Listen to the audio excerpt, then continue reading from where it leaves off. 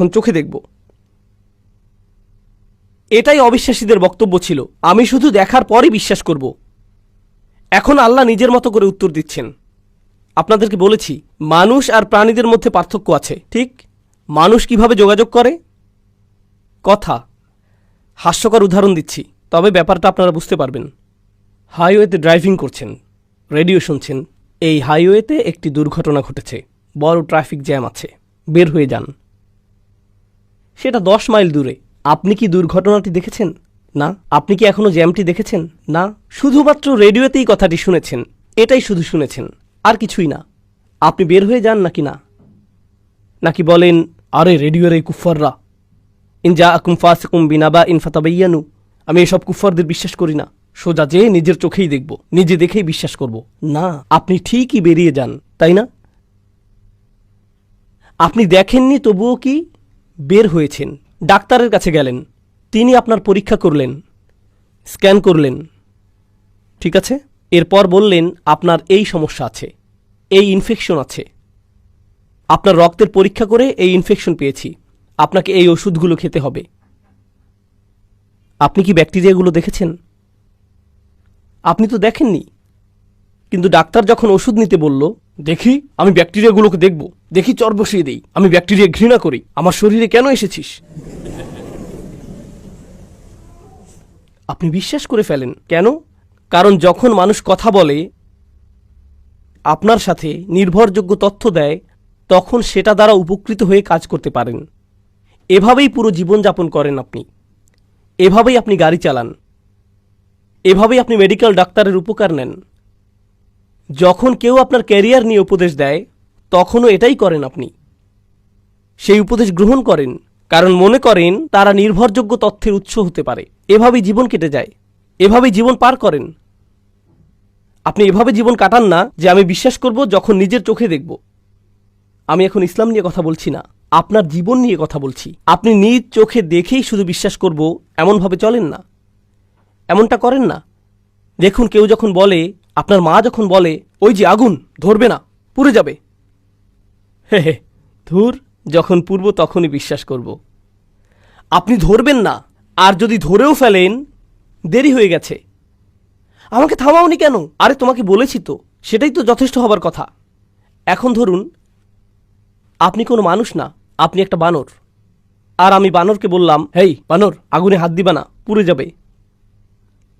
বানর তো কথা বোঝে না, তাই বানর শুধু তখনই শিখবে যখন অভিজ্ঞতা হবে, যখন অভিজ্ঞতা হবে। যদি এই ভবনে একটা ফায়ার অ্যালার্ম থাকে, লেডিস অ্যান্ড জেন্টলম্যান, এই ভবনে আগুন লেগেছে, দয়া করে শান্ত ও ধীরস্থিরভাবে একটি কাতার করে বের হয়ে যান। হ্যাঁ, আমরা মুসলিম, তাই এক কাতারে বের হব না, কিন্তু তবুও যদি এই ঘোষণা শোনেন, তবে কি করবেন? আপনি বের হয়ে যাবেন। কিন্তু ভবনে যদি একটি বিড়াল থাকে, বা একটা ইঁদুর থাকে, কোনো একটা মাছি আছে এখানে, সবাই একই ঘোষণা শুনছে, কিন্তু তারা কি চলে যায়? প্রাণীরা সতর্কতা সংবাদের সুবিধা ভোগ করতে পারে না। প্রাণীরা শুধু তখনই বোঝে যখন আগুন যথেষ্ট গরম হয়ে যায়। ও দেখেছি, অনুভব করেছি, এখন পালাতে হবে। কাফিররা আমাদের নবী সাল্লাল্লাহু আলাইহি সাল্লামকে বলেছিল, আমরা শুধু তখনই বিশ্বাস করব যখন দেখব। আর আল্লাহ বললেন, আমি জানোয়ারদের উপর ওহী নাজিল করিনি, ওহী নাজিল করেছি খলাকা আল ইনসান। মানুষের তো শোনার সক্ষমতা থাকার কথা, সতর্কতা গ্রহণ করবে। আমি তোমাদের সাথে জানোয়ারদের মতো আচরণ করিনি, কারণ তোমরা মানুষ। আমি তোমাদের সাথে জানোয়ারদের মতো আচরণ করিনি। আল্লাহর রহমত এটা যে তোমাদের সাথে মানুষের মতো আচরণ করেছেন, কথা দেবার মাধ্যমে, মার দিয়ে নয়, শব্দ দিচ্ছেন তিনি। তারা তবুও বলছে, না না না, আমরা এখনো দেখতে চাই। আল্লাহ বলছেন, কি কি দেখনি তোমরা? আশ-শামসু ওয়াল কমারু বিহুসবান, সূর্য চন্দ্র এক নিখুঁত ক্যালেন্ডার অনুসরণ করে। প্রত্যেকটি দিন তোমরা আল্লাহর ক্ষমতা দেখতে পাচ্ছ। এটাও যথেষ্ট না তোমাদের জন্যে? এটা অসাধারণ লাগে না তোমাদের?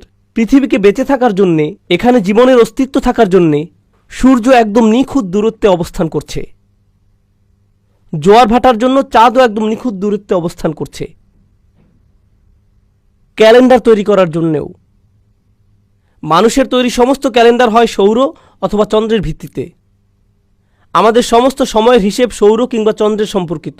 আল্লাহ আমাদের মুসলিমদের বলে দিয়েছেন যেন চাঁদ আর সূর্যের প্রতি ভালো করে লক্ষ্য করি। কেন? কারণ দৈনন্দিন জীবনে আমরা সূর্য খেয়াল করি কিসের জন্যে? নামাজের সময়ের জন্য।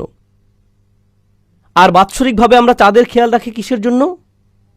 হজ, রমজান, শাওয়াল।